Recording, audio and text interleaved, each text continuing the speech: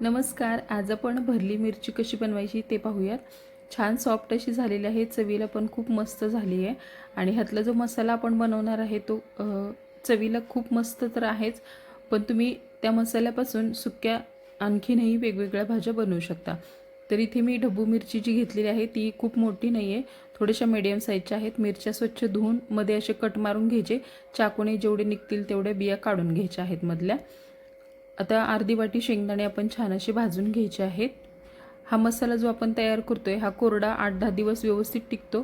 तुम्ही भरल्या भेंडीसाठी, सुक्या कारल्याच्या भाजीसाठी किंवा मग शिमला मिरचीसाठी वापरू शकता. शेंगदाणे भाजत आले की ह्यात 10-12 पाकळ्या लसूण आणि थोडंसं सुक्कं खोबरं घातलेलं आहे, हे सुद्धा भाजून घ्यायचं आहे थोडंसं.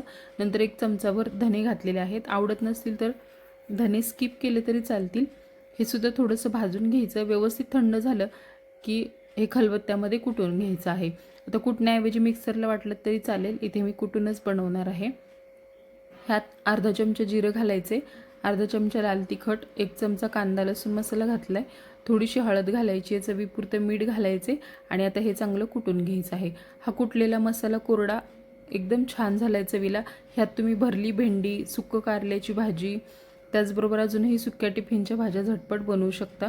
असं एकदाच जर मसाला बनवून ठेवला फ्रीजमध्ये 8-10 दिवस हा मसाला तुम्ही बनवून वापरू शकता. ह्यात थोडंसं पाणी घालायचे आणि हे चांगलं मिक्स करून आता मिरचीमध्ये हा मसाला भरून घ्यायचा आहे. पाणी घातल्यामुळे मसाला बाहेर येत नाही आणि मिरची शिजवताना हा मसाला करपत नाही. ओलसर मसाला असल्यामुळे व्यवस्थित मिरचीमध्ये राहतो. सगळ्या मिरच्या भरून घ्यायच्या आहेत. भेंडीसुद्धा तुम्ही भरलेली या मसाल्यापासून बनवू शकता, खूप छान होते.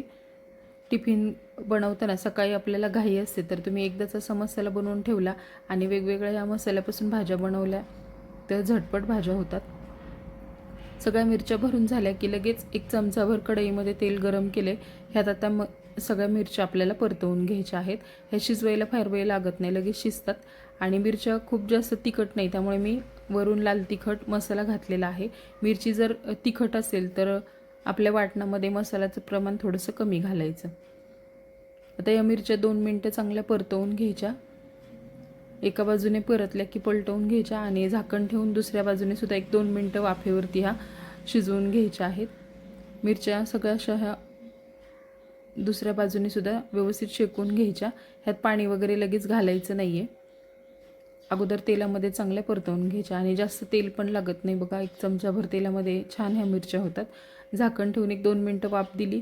आता पुन्हा एकदा मिरची व्यवस्थित हलवून घ्यायची आणि नंतर ह्यात आपल्याला जे शिल्लक राहिलेलं कूट होतं मिरचीमध्ये भरून ते सुद्धा वापरायचं आहे. तर थोडंसंच राहिलं होतं 1-2 चमचे, ह्यात मी थोडंसं पाणी घातलं आहे आणि आता हे मिरचीवरती घालायचं, झाकण ठेवायचं. म्हणजे थोडंसं पाणी होतं त्या वाफेने ही मिरची छान सॉफ्ट अशी शिजली जाते. 5-7 मिनटामध्ये छान अशी मिरची तयार होते. एकदा सगळी मस्त परतवून घ्यायची आणि पुन्हा झाकण ठेवून एक वाफेवरती 2-3 मिनटं राहू द्यायची. तर 10 मिनटामध्ये 8 ते 10 मिनटामध्ये छान अशी ही मिरची शिजते, झटपट होते. सकाळी सकाळी बघा टिफिनच्या वेळेत घाई गडबड असते तर संध्याकाळीच तुम्ही असा मसाला तयार करून ठेवला आणि सकाळी फक्त शिजवली मिरची की तयार होते पटकन. तर नक्की करून बघा. या मसाल्यापासून तुम्ही भरली भेंडी आणि मिरची नक्की बनवून पहा. खूप छान अशी ही शिमला मिरची आपली तयार झालेली आहे. व्हिडिओ आवडला असेल तर लाईक करा, शेअर करा. चॅनलवर नवीन असाल तर चॅनलला सबस्क्राईब करा. व्हिडिओ संपूर्ण पाहिल्याबद्दल खूप खूप धन्यवाद.